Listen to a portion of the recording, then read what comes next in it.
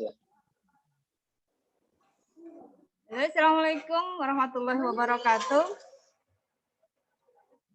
Waalaikumsalam warahmatullahi wabarakatuh.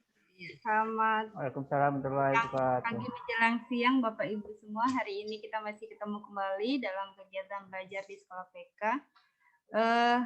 Seperti yang pernah kita sampaikan kemarin, pertemuan kali ini kita akan membahas tentang kerangka kurikulum. Tapi sebelum itu, Pak Tirta sehat Pak Tirta? Alhamdulillah sehat, Bu. Sehat. Katanya ceria ya hari itu ya. Itu kordennya sampai lambai-lambai segar sekali. Iya, Pak. Iya, Bu. Hari ini cerah nih bacanya. Cerah. Pak Dedi gimana kabarnya Pak Dedi? Alhamdulillah sehat, Bu. Sehat. Tadi udah sarapan Pak Dedi? Belum, Bu. Buru-buru tadi, Bu. Oh, pantesan kelihatan pucat ya. Beda itu. Nanti jangan lupa sarapan ya Pak ya. Siap, Bu. Pak Heri, apa kabar Pak Heri? Baik, alhamdulillah, Bu. Iya. Semoga semuanya dalam kondisi sehat sehingga kegiatan kita akan terus berjalan dengan baik. Sebelum kita mulai kegiatan hari ini, kita sama-sama berdoa terlebih dahulu. Semoga dikasih kemudahan, kelancaran, sehingga Allah Subhanahu wa Ta'ala memberikan ilmu kepada kita dengan limpahan barokah. Berdoa mulai.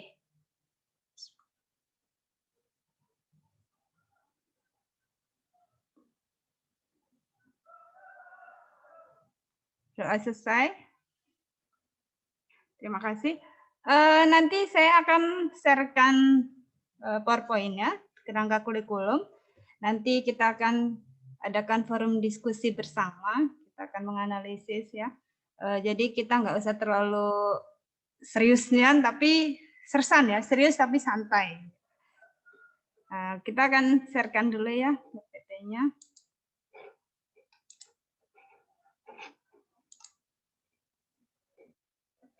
Kelihatan Bapak Ibu? Kelihatan, Bu. Oke. Baik. Ya, Bu, kelihatan, Bu. Siap. Di sini untuk di kerangka kurikulum ini kemarin kita belajar tentang Merdeka Belajar, ya, filosofi Ki Hajar. Nah, hari ini kita akan belajar tentang kerangka kurikulum ini di unit modul pelatihan sekolah penggerak di sesi elaborasi pemahaman tahap 2. Jadi kalau mungkin Bapak Ibu lihat di LMS itu, kita akan belajar tentang kerangka kurikulum. Tugasnya kemarin mungkin kita sama-sama ya sudah membuat peta pemangku kepentingan. Di sana meliputi peran dan fungsi dari kepala sekolah, lokasi kurikulum, pengawas sekolah, dan guru dalam menerapkan kurikulum sekolah penggerak dan SMK Pusat Keunggulan. Nah, nanti setelah Bapak Ibu belajar tentang kerangka kurikulum ini, kita sama-sama akan belajar bagaimana menganalisis pemangku kepentingan dari peta pemangku kepentingan tersebut, gitu kan ya. Jadi kalau kemarin kita sudah belajar membaca di LMS-nya, apa sih, bagaimana sih, seperti apa sih, gitu. Nah, nanti di sini kita akan diskusikan bersama bagaimana pemangku kepentingan itu di sekolah penggerak dan SMK Pusat Keunggulan. Ya. Di sini analisis kepentingan dan kekuatan pemangku kepentingan. Apa itu pemangku kepentingan atau stakeholder dalam penerapan kurikulum sekolah penggerak diartikan sebagai kelompok dan individu yang dapat mempengaruhi dan atau dipengaruhi oleh pencapaian tujuan dari kurikulum sekolah penggerak. Kedua, contoh pemangku kepentingan dalam penerapan kurikulum sekolah penggerak adalah pemerintah pusat, pemerintah daerah, satuan pendidikan, kepala sekolah, pengawas, guru, dan lain-lain. Nah, ini yang nanti masuk dalam analisis kepentingan dan kekuatan pemangku kepentingan.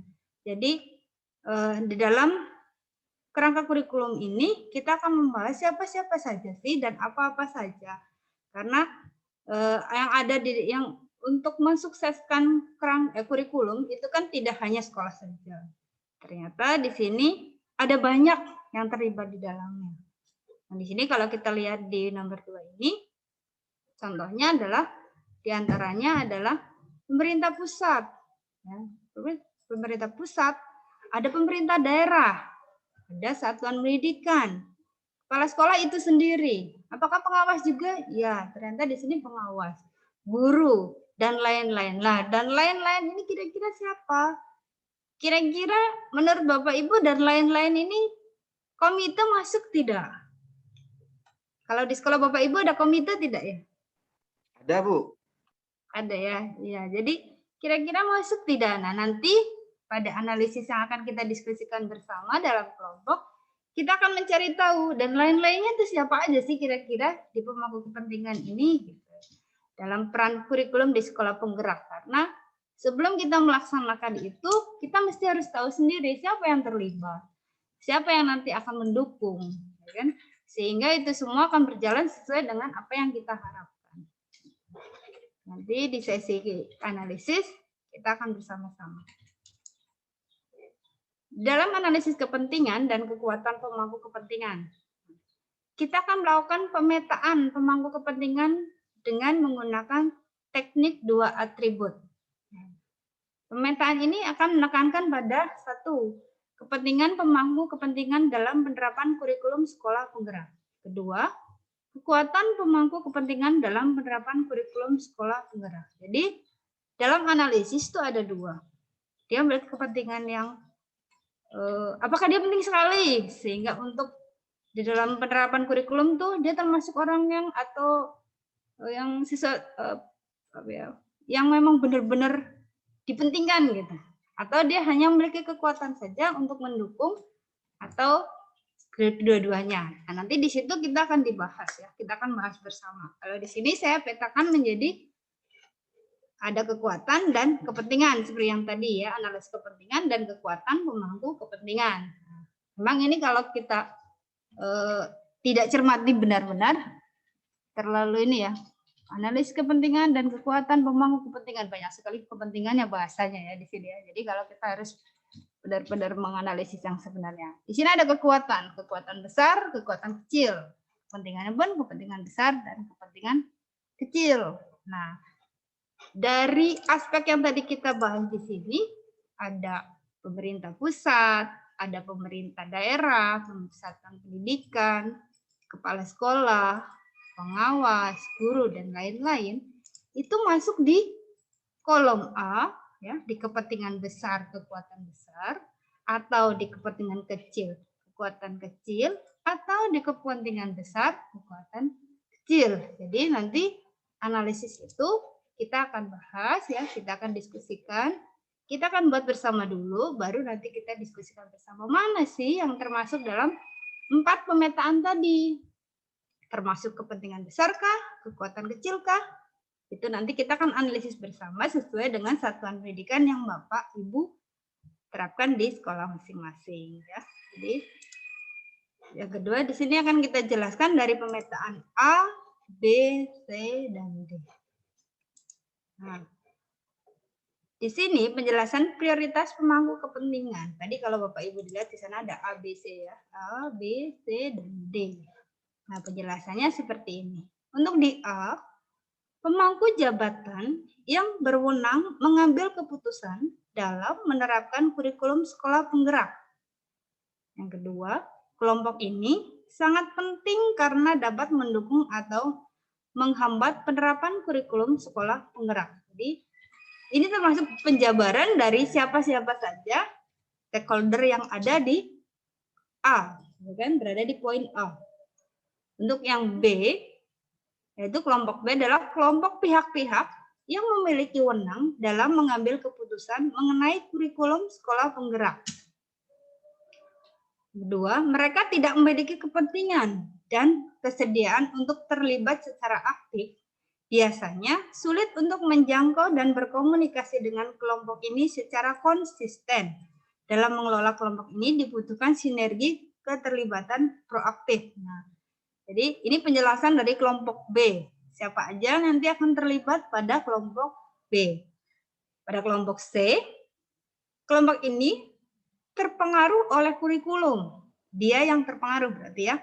di kelompok ini terpengaruh oleh kurikulum sekolah penggerak, namun tidak memberi dampak besar pada kurikulum. Dia berpengaruh tapi tidak memberi dampak pada berjalannya sebuah kurikulum. Atau kelompok ini meminta waktu yang lebih banyak daripada yang bisa kita berikan kepada yang lain.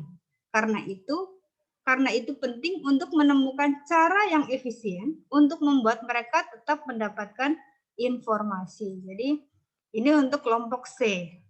Sementara untuk kelompok D, kelompok ini tidak diharapkan untuk secara aktif terlibat dalam kurikulum sekolah penggerak. Sekali lagi ya, kelompok ini tidak diharapkan untuk secara aktif terlibat dalam kurikulum sekolah penggerak. Dan kelompok ini bahkan tidak tahu dan tidak mau tahu lebih dalam mengenali kurikulum sekolah penggerak. Namun kita tetap harus tahu siapa mereka. Jadi dia tidak begitu pengaruh untuk adanya kurikulum sekolah penggerak ya. Namun dia ada di lingkungan kita, di lingkungan sekolah. Maka kita harus tahu siapa mereka. Tapi dia tidak terlibat dalam kurikulum itu dengan kelompok C. Ya.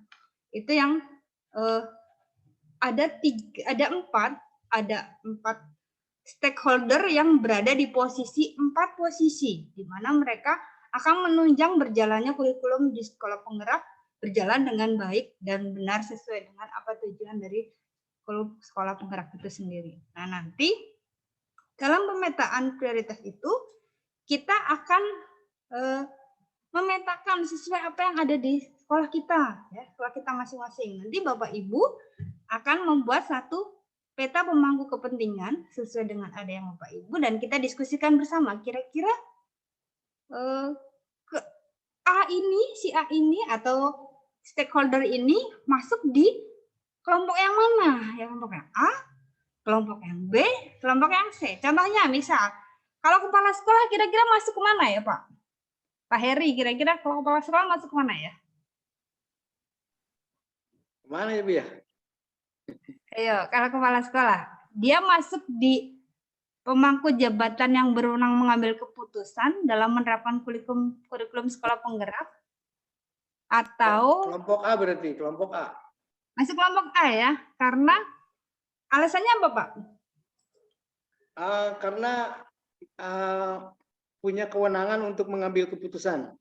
Iya, dan dia punya kewenangan ya, apalagi kita Merdeka Belajar, kita berhak ya, termasuk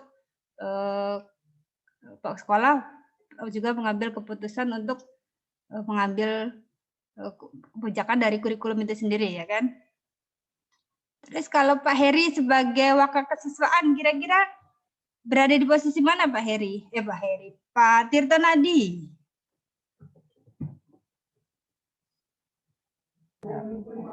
Kalau kesiswaan Bu ya. Iya, kalau kesiswaan.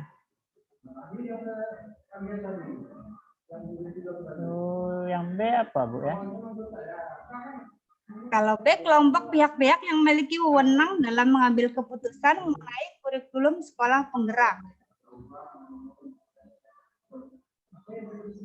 Ini kurang jelas Bu. Yang kalau C-nya apa Bu? Kurang jelas Bu. Tulisannya nggak kebaca. Nggak kebaca ya Pak? Iya. Kalau C, kelompok ini berpengaruh oleh kurikulum sekolah penggerak, namun tidak memberi dampak besar pada kurikulum.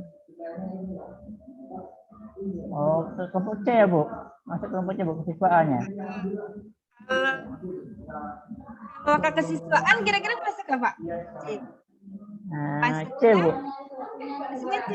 Apa betul Pak Heri? Menurut Pak Heri masuknya mana Pak Heri? Pak Heri ini apa nih?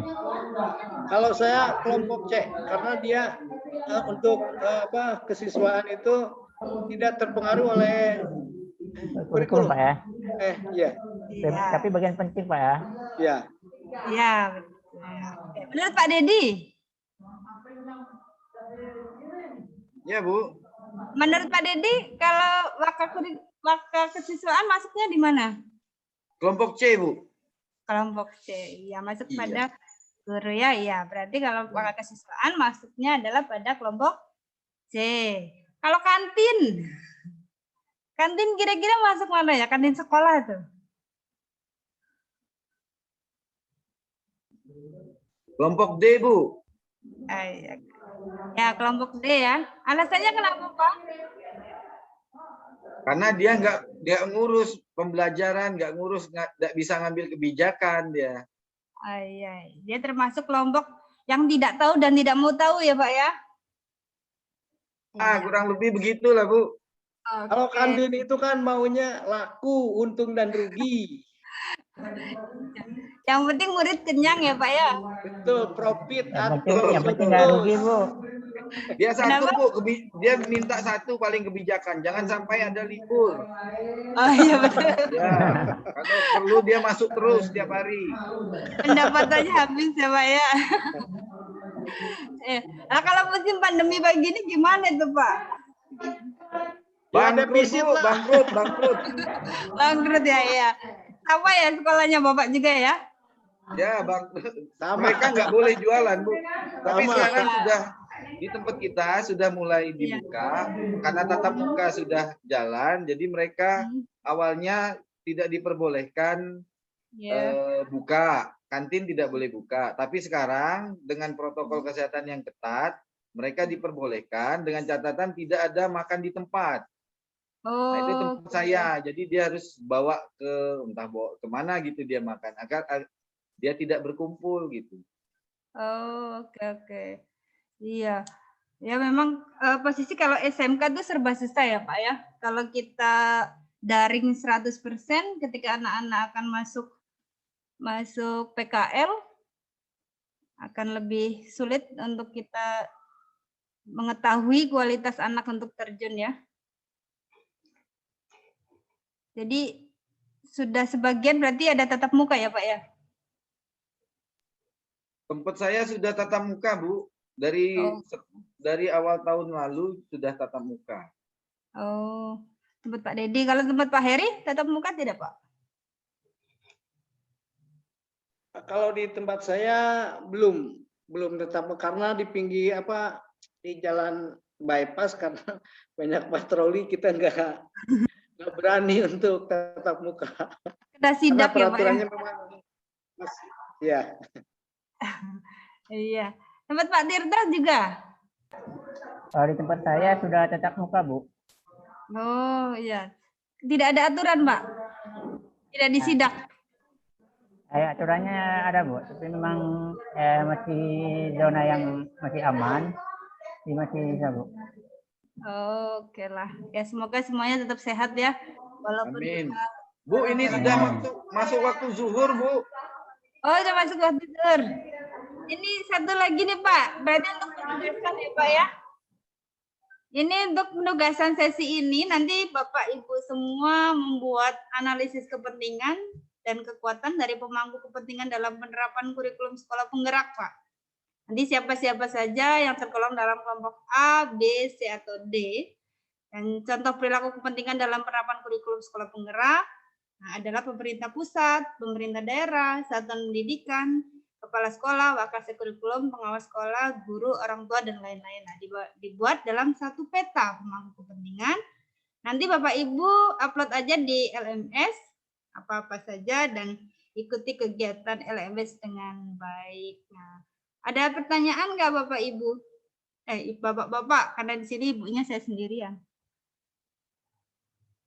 Udah cukup, Bu. Pas.